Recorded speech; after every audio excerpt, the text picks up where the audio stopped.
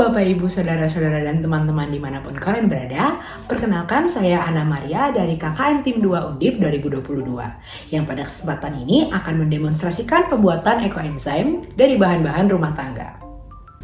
Alat dan bahan yang digunakan dalam pembuatan ekoenzim dengan bahan-bahan rumah tangga yaitu yang pertama botol bekas, di mana pada demonstrasi ini saya menggunakan botol bekas bervolume 1,5 liter. Lalu gula aren. Gula aren yang saya miliki adalah gula aren padat, dapat dicairkan dengan air.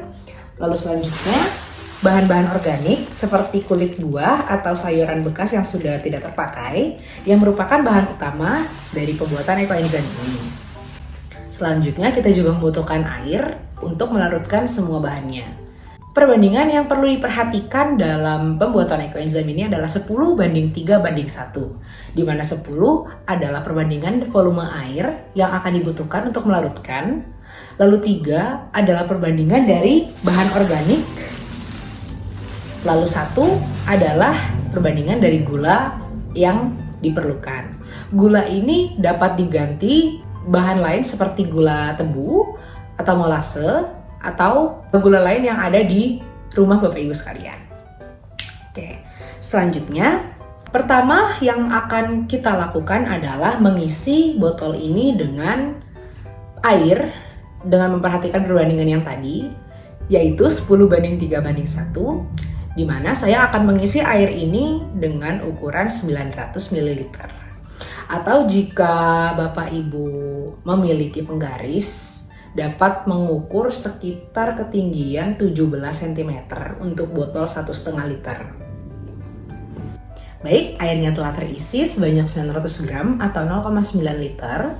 Air ini dapat berupa air keran atau air minum sesuai dengan tujuan pembuatan ekoenzim. Contohnya kalau kita memfokuskan untuk pembuatan pupuk, boleh menggunakan air keran. Selanjutnya ketika air telah terisi, kita mengukur bahan organik yang dibutuhkan sebanyak perbandingan 3. Yaitu jika airnya ini 900 gram, berarti bahan organik yang dibutuhkan adalah 270 gram. Kita masukkan ke dalam botol sebanyak 270 gram.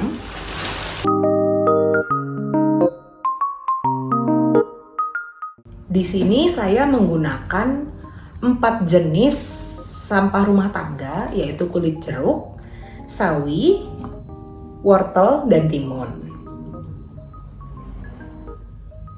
Pembuatan ekoenzim memang direkomendasikan untuk menggunakan berbagai macam jenis sampah organik agar enzim yang dihasilkan pun lebih bervariasi dan bermanfaat.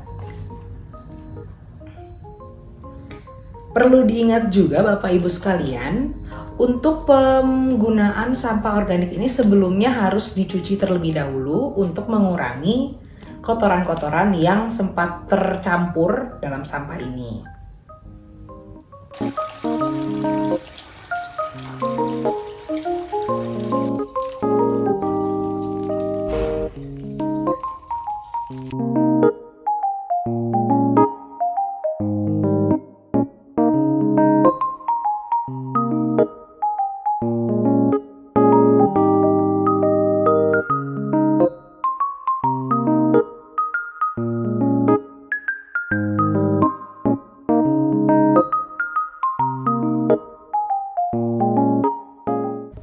Perlu diperhatikan juga bahwa kita harus mencuci tangan kita sebelum menyampurkan ini agar tidak kotor.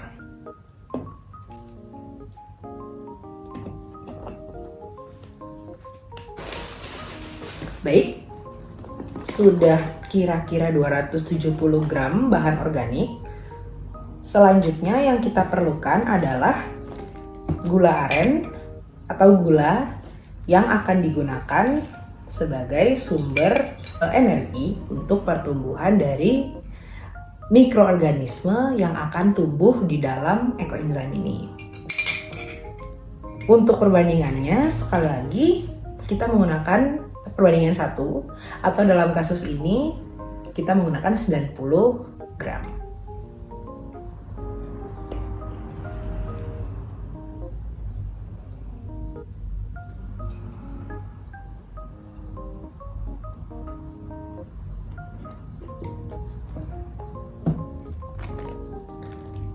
gulanya sudah tercampur.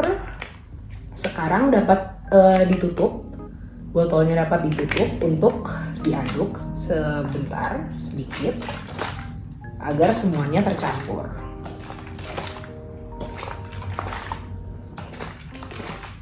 Baik. Untuk sekarang sudah jadi seperti ini ekoenzimnya. Lama fermentasi ekoenzim ini bervariasi tergantung juga kebutuhan. Kalau untuk pupuk dapat difokuskan 1 bulan saja bisa, atau sampai 3 bulan. Nah, dalam proses fermentasinya nanti akan menghasilkan gas. Di dalam ini akan menghasilkan gas. Jadi apabila ini nanti misalkan sudah 1 bulan akan dibuka, nanti bisa jadi semuanya ini akan penuh, satu isi botol ini akan penuh dan akan dapat mencuat ke atas seperti itu. Jadi tumpah. Nah, untuk menghindari itu kita dapat menggunakan plastik untuk menutupi ini tutupnya. Baik. Kita menggunakan plastik kecil untuk menutupi mulut dari botol dan dapat diikat menggunakan karet gelang.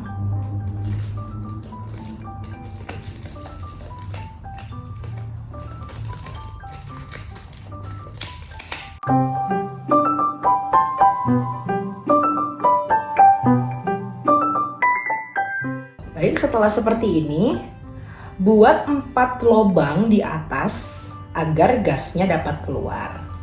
Kecil saja, dapat menggunakan peniti atau jarum.